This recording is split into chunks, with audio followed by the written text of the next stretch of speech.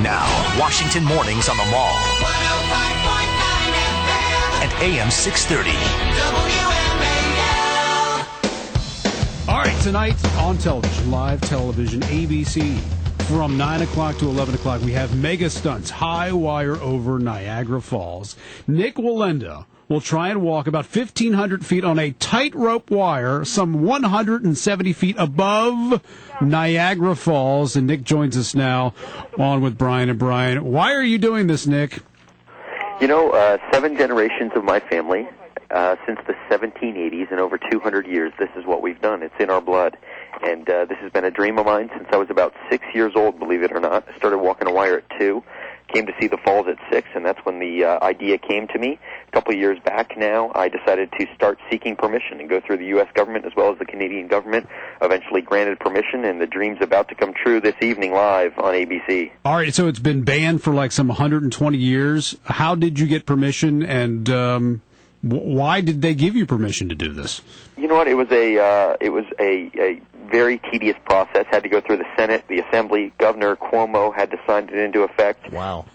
So that was just on the U.S. side. Then I had to go through the same sort of process, similar on the Canadian side, yet it was a little bit different over there, of course, because different government agencies. And you know, I think the reason why, there's a couple reasons. I think one is that it's incredible for this area. It has definitely got the attention of the world on this area.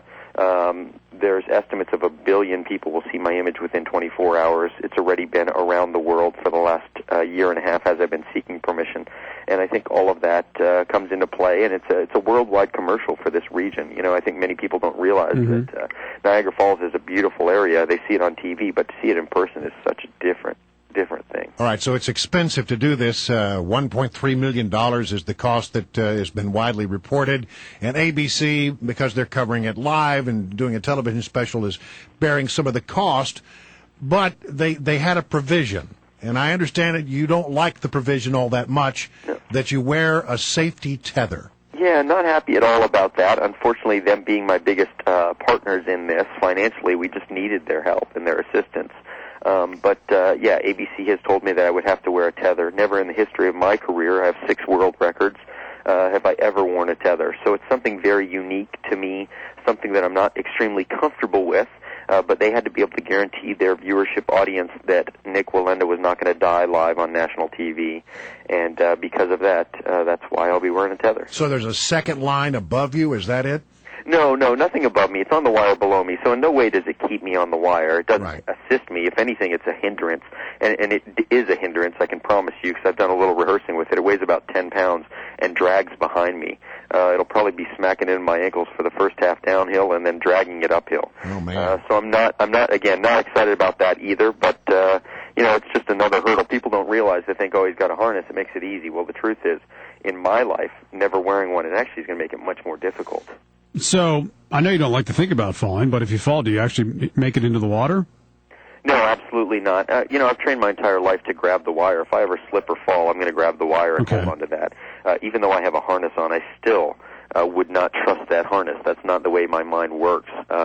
You know, I would grab the wire and hold on and rely on my own strength until rescuers were able to get to me. What do you think about when you're walking across that wire and you have this water, whatever underneath of you, sometimes nothing underneath of you? What goes through your mind? You know, very, very focused. It's very, very, it's mentally strenuous, to say the least, and mentally draining, but extremely focused on that wire. And really those surroundings sort of go away. Of course, with Niagara Falls and Mother Nature, there's a lot of heavy mist and awkward winds. They're very unpredictable winds. So that's one thing that I've tried to train for. I've trained in winds of actually up to 90 mile an hour in my TV series Danger by Design that comes out on Discovery Monday. But also on this actual cable, I've trained in 55 mile an hour winds with heavy, heavy mist sprayed on me from a fire truck up at the top of a ladder. So I've tried to train for the worst case that I might experience while I'm out there. Well, if there's a bad weather situation, might they not do it? You know, if it was bad weather, it would have to be lightning in order for me to cancel, but the weather looks like it's going to be beautiful. Right. Does a guy like you get life insurance? Can you even qualify for life insurance? You know, it's of course anybody can get any insurance for the right amount of money, but it's very, very difficult to acquire, that's for sure. All right. And so, what do you do the day of? What are you doing this morning? What do you do all day? Does it build on you? A lot of people say, like sports guys, they don't like to play late at night because they have to sit around and think about it all day. What are you going to do today to get ready for this? A lot of just trying to relax, to be honest. I will be doing, of course, quite a few interviews, and then the rest of that is just about relaxing and preparing mentally for the event. All right. Well, best of luck to you. We hope you make it across, and we'll be watching for sure. Thanks so much.